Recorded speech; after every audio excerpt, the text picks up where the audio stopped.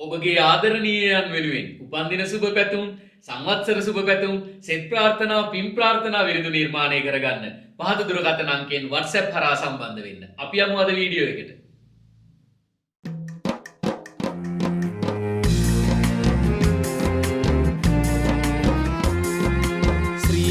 බෝධියේ මහ කපු මහත්තයා කියා ජීහිතෙනවා කරලා තියෙන වැඩ ටික දැක්කම මෙයා හක්කේ බුදු රැස් බොක්කේ දඩමස් යන කතාව දැක්කේ අදමයි අහලා තිබුණත් මුල් වතාව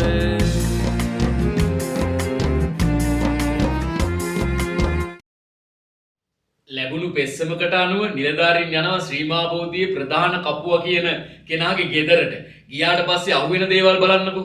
ලොකු දඩමස් ප්‍රමාණයක් තියෙනවා. මොකද හිටෑ මස් තියෙනවා, ගෝණ මස් තියෙනවා, වල කුකුල් මස් තියෙනවා, ඊළඟට තරවලි මස් තියෙනවා. මේක ඇත්තටම මේ නීති විරෝධී නඩ පියාගන්නේ නරක. අපේ බුදු මහත්තයෝ මම වදින්න මම කියන්තාට මේක මම කටින දාන්න ගත්තේ. අපේ ඥානසිරි ආසනගේ දාන්න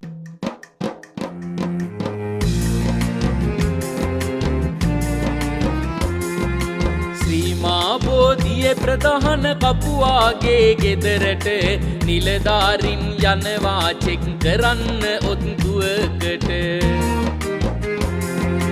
චෙක් කරන්න අපේ මහත්තයෝ කියලා කියු පසු කවුද හිතුවේ මේ වගේ දේවල් වෙයි කියලා අසු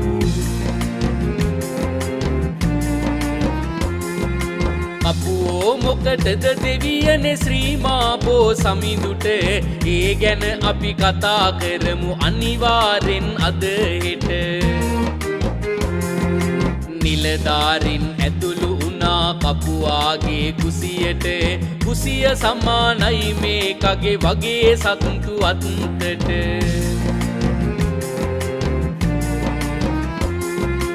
ඇරලා බැලුවම ෆ්‍රිජ් එක මුව මස් සහ ගෝන මස් ඒ මදිවට ඉත්තෑ මස් සමගින් වලි කුකුල් මස්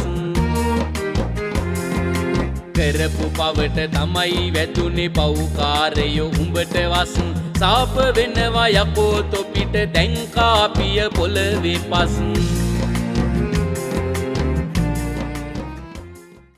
අපිට නම් කියන්නේ කොහොමද සුදු අතින් සැරසිලා දින ගණන් පේ වෙලා මස් මාළු උඹලකටවත් නොකානේ එහෙම එන්න කියලා ජයශ්‍රී මා බෝධීන් වහන්සේට එහෙම එන්න කියලා කිව්වත් නැතත් හදවතින් බෞද්ධයෝ එතෙන්ට යනකොට ඒ වගේ ජඩ පර වැඩ කරලා යන්නේ නැහැ නිකන් කාලකන්ණි බෞද්ධයෝ ඉන්නෝනේ බුරු බෞද්ධයෝ ඒ බෞද්ධයෝ යනකොට කොහොම යනවද කියලා දන්නේ නැහැ නමුත් හදවතින් යන බෞද්ධයෝ නම් එතෙන්ට යන ක්‍රමයක් තියෙනවා ඉතින් එතන ගියාම අර සුදු ඇඳගත්ත සෙට් එකක් ඉන්නවනේ මම ඔය කබ්බෝ ගැන ඉදා ඉඳලම දන්නවා මට නම් සත පහකට වැඩක් තිබුණෙත් නැහැ මම ගියාම මේ අදාළ කරගන්නෙත් නෑ මම පාඩුවේ පැත්තකට වෙලා වැන්ද ආවා.